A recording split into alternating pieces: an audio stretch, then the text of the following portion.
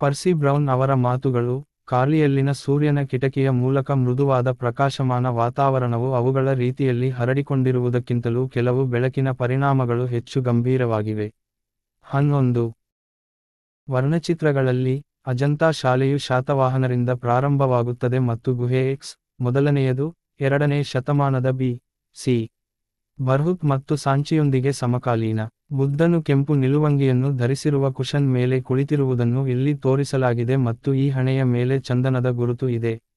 ಅವನ ಬದಿಯಲ್ಲಿ ನಿಂತಿರುವ ಸನ್ಯಾಸಿಗಳು ಮತ್ತು ಗೃಹಸ್ಥರು. ಬುದ್ಧನ ಮಾನವ ಪ್ರಾತಿನಿಧ್ಯವು ಚಿತ್ರಕಲೆಯಲ್ಲಿ ಸಾಂಪ್ರದಾಯಿಕವಾಗಿ ಮಾರ್ಪಟ್ಟಿದೆ ಎಂದು ತೋರಿಸುತ್ತದೆ ಮತ್ತು 2ನೇ ಶತಮಾನದ ಬಿ.ಸಿ. ಇತರ ಕೆಲವು ಗುಹೆಗಳು, ಶಾತವಾಹನರ ಕಾಲಕ್ಕೆ ಕಾರಣವೆಂದು ಹೇಳಲಾಗಿದೆ, ಆದರೆ ಅವರು ಬಹುಶಃ ಆರಂಭಿಕ ಗುಪ್ತ ಅಥವಾ ವಾಕಾಟಕ ಅವಧಿಗೆ ಸೇರಿದವರು. ಸಂಕ್ಷಿಪ್ತವಾಗಿ ಹೇಳುವುದಾದರೆ, ದಕ್ಷಿಣ ಭಾರತದಲ್ಲಿ ಮೊದಲ ಸಾಮ್ರಾಜ್ಯವನ್ನು ಸ್ಥಾಪಿಸಿದ ಶಾತವಾಹನರು ಉತ್ತರ ಮತ್ತು ದಕ್ಷಿಣದ ನಡುವಿನ ಕೊಂಡಿಯಾಗಿ ಕಾರ್ಯನಿರ್ವಹಿಸಿದರು.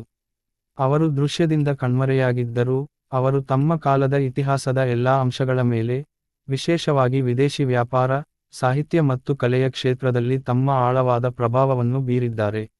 ಬನವಾಸಿಯ ಕದಂಬಗಳು. ಕ್ರಿ. ಶ 3ರಿಂದ 7ನೇ ಶತಮಾನದವರೆಗೆ ಕರ್ನಾಟಕದ ಭವಿಷ್ಯವನ್ನು ಹಿಡಿದ ಬನವಾಸಿಯ ಕದಂಬರ ಇತಿಹಾಸವು ಕರ್ನಾಟಕದ ಇತಿಹಾಸದಲ್ಲಿ ಒಂದು ಪ್ರಮುಖ ಅಧ್ಯಾಯವನ್ನು ರೂಪಿಸುತ್ತದೆ. ಅವರು ಶಾತವಾಹನರ ಶಕ್ತಿ ಮತ್ತು ವೈಭವದ ವಾರಸುದಾರರಾಗಿದ್ದರು. ಕದಂಬರ ಅಡಿಯಲ್ಲಿ ಕರ್ನಾಟಕ ಸಂಸ್ಕೃತಿಯು ಹೊಸ ಮೈಲಿಗಲ್ಲು ತಲುಪಿತು. ಅವರು ರಾಜಕೀಯ ರಂಗದಲ್ಲಿ ಪ್ರಾಬಲ್ಯ ಸಾಧಿಸಿದಾಗ, ಅವರ ಸಮಕಾಲೀನರಾದ ಪಲ್ಲವರು ಮತ್ತು ದಕ್ಷಿಣದಲ್ಲಿ ಗಂಗರು ಮತ್ತು ಉತ್ತರದಲ್ಲಿ ವಾಕಾಟಕರು ಅವರೊಂದಿಗೆ ಸ್ನೇಹಪರರಾಗಿದ್ದರು. ಈ ಸ್ನೇಹವು ವಾಕಾಟಕರು ಮತ್ತು ಗುಪ್ತರೊಂದಿಗೆ ಮಾತೃ-ಮಾನಿಯಲ್ ಮೈತ್ರಿಗಳೊಂದಿಗೆ ಬಲಪಡಿಸಲ್ಪಟ್ಟಿತು. ಸಾಂಸ್ಕೃತಿಕ ಇತಿಹಾಸದಲ್ಲಿಯೂ ಕದಂಬರು ತಮ್ಮ ಛಾಪು ಮೂಡಿಸಿದ್ದಾರೆ. ಲಲಿತಕಲೆಗಳಲ್ಲಿ, ಕದಂಬರು ಚಳುವಳಿಯನ್ನು ಪ್ರಾರಂಭಿಸಿದರು, ಇದು ಕರ್ನಾಟಕದಲ್ಲಿ ನಂತರದ ಕಲಾ ಶೈಲಿಗಳಿಗೆ ಮಾದರಿಯಾಯಿತು. 12 ಕದಂಬರ ಮೂಲ. ಕದಂಬರ ಮೂಲವು ಬಹಳ ವಿವಾದಾತ್ಮಕ ವಿಷಯವಾಗಿದೆ. ಇತಿಹಾಸಕಾರರ ಆಧಾರಸ್ತಂಭವಾಗಿರುವ ಶಾಸನಗಳು ಭಿನ್ನವಾದ ಖಾತೆಗಳನ್ನು ನೀಡುತ್ತವೆ. ಅನೇಕ ದಂತಕಥೆಗಳು, ನಮ್ಮ ಗೊಂದಲವನ್ನು ಇನ್ನಷ್ಟು ಹೆಚ್ಚಿಸುತ್ತವೆ.